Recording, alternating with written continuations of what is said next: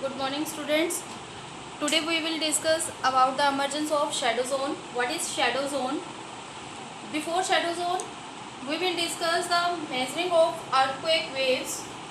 Measuring of earthquake waves is related to the two different concept of earthquake waves. First is magnitude and second is intensity. What is magnitude? It is related to the energy released during the earthquake waves. earthquake waves के time जो energy release होती है, कितनी energy release हुई है किसी earthquake के time, उसे हम क्या कहते हैं? Magnitude. And it is measured on the Richter scale which is between 0 to 10. Richter scale पर हम इसको मेज़र करते हैं और इसकी जो फ्रीक्वेंसी होती है, मैग्नीट्यूड होता है, that is lies between the 0 to 10. And second is intensity. What do you mean by intensity?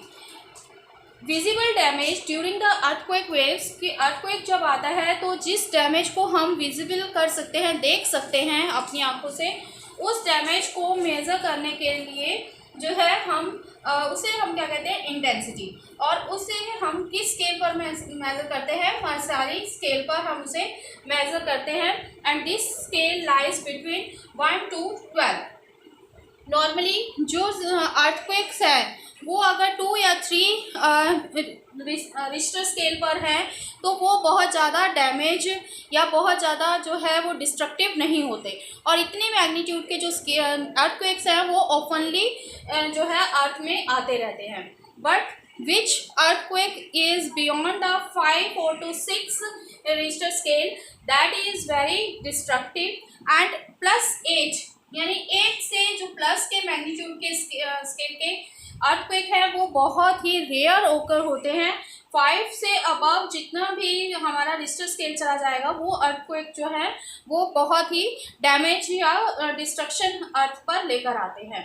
Now what is shadow zone? हमने किया था कि हम 3 तरीके की वेव्स देखते हैं, P, S और L वेव्स. अब P और S और L वेव्स के बिहेव से हमें पता लगता है कि अर्थ के इनसाइड में हमें किस टाइप का मटेरियल मिलता है.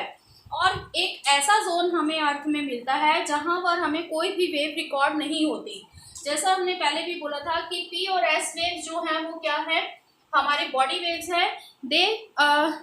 दे are found inside the earth और they are moved along the body of the earth, so they are known as body waves. So these body waves move in all the direction from the focus point.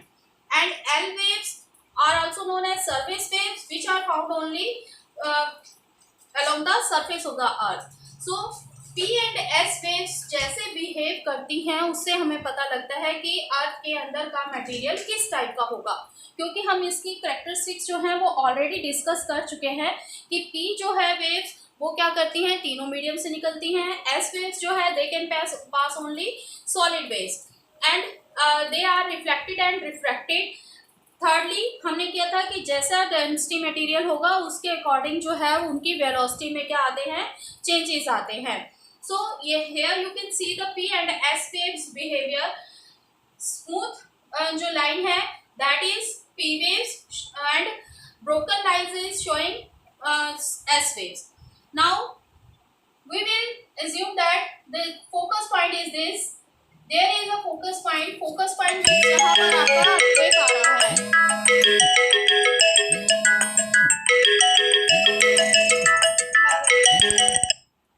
इसमें सुधा.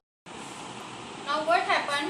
This is a focus point, and when the earthquake occurs here, the energy released from this point, and the waves move in all the directions of the earth. यहाँ हमारा focus point है. यहाँ से waves जो हैं वो सभी जो है डायरेक्शन में मूव कर रही है, whether they are P waves and S waves. P waves continuous smooth line is P wave and broken lines are S waves. And you can see यहाँ तक जो है हमें क्या दिखाई देती है? दोनों वेव्स दिखाई देती हैं. P वेव्स भी है और S वेव्स भी है. इसके बाद सडनली क्या होता है कि जो P वेव्स है उसके बाद ये जो है ये हमारा जो पॉइंट है वो 2900 किलोमीटर तक का पॉइंट है इनसाइड द अर्थ. 2900 किलोमीटर तक हमें P और S वेव जो हैं वो दिखाई देती हैं. और सरफेस पे जो ये पॉइंट है दैट इज यहाँ से लेकर यहाँ तक का जो पॉइंट है 11,000 किलोमीटर। तो 11,000 किलोमीटर तक जो है वो हमें पी और एस वेव्स दोनों रिकॉर्डेड होती है हमारे सिस्मोग्राफ पर, which is the instrument which can measure the earthquake waves.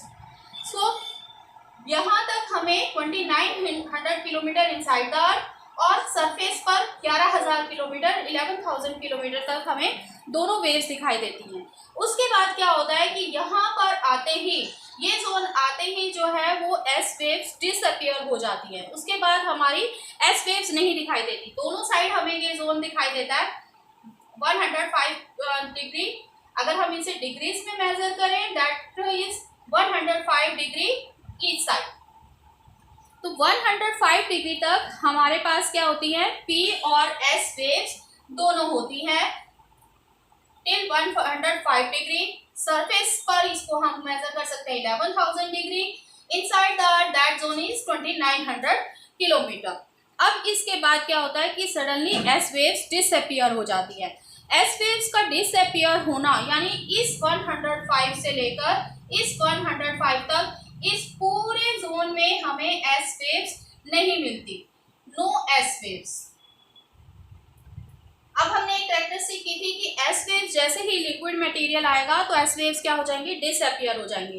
It means अगर हमें 105 से 105 तक के एरिया में एस वेव्स नहीं मिल रही है तो इट मीन्स यहाँ पर कौन सा जोन आ गया होगा, लिक्विड जोन आ गया होगा। So we can conclude that core is liquid and mantle is solid. तो जो हमारा ये मेंटल पोर्शन है 2900 किलोमीटर तक का वो हमारा सॉलिड है, क्योंकि वहां पर हमें एस वेव मिल रही है और उसके बाद एस वेव डिसअपियर हो रही है। तो इसका मतलब जो कोर पोर्शन है वो हमारा किस फॉर्म में है, लिक्विड फॉर्म में है। अब इसके बाद क्या होता है कि इसके बाद 11,000 किलोमीटर से आगे के जो 5,000 किलोमीटर तक का डिफरेंस है, यानी यहाँ पर हमारा ये कितना हो गया 11,000 किलोमीटर, ये हमारा जो है 11,000 किलोमीटर का एरिया आ गया। इसके बाद का ये जितना जोन है दैट इज सरफेस पर ये कितना मेजरमेंट है 5,000 किलोमीटर 5,000 किलोमीटर। तो इस जोन में हमें पी वेव्स भी नहीं मिलती, पी वेव्स नहीं मिलती। इसके यहाँ पर पी वेव्स, यहाँ पर कोई भी वेव नहीं है। एस वेव तो पहले ही डिसअपियर हो गई और इस जोन में हमें पी वेव भी नहीं मिलती। तो ये जो जोन है वो हमारा क्या कहलाता है, shadow zone of the P waves. ये जोन कहाँ तक है 145 डिग्री तक। सरफेस पर अगर हम इसको मेजर करें तो ये डिस्टेंस कितना है 5,000 किलोमीटर। सो 105 टू 145 डिग्री तक का जो जोन है वहां पर हमारे पास नो पी वेव, कोई पी वेव नहीं है और ये हमारा कौन सा जोन कहलाता है, shadow zone of P wave. तो ये हमारा पी वेव का शैडो जोन है जहां पर हमें पी वेव्स नहीं नजर आती। और 105 से 105 तक का जो हमारा जोन है वो हमें कोई भी यहाँ पर कौन सी वेव नहीं मिलती, एस वेव। तो ये जो जोन है वो हमारा किसका जोन हो गया, shadow zone of S waves.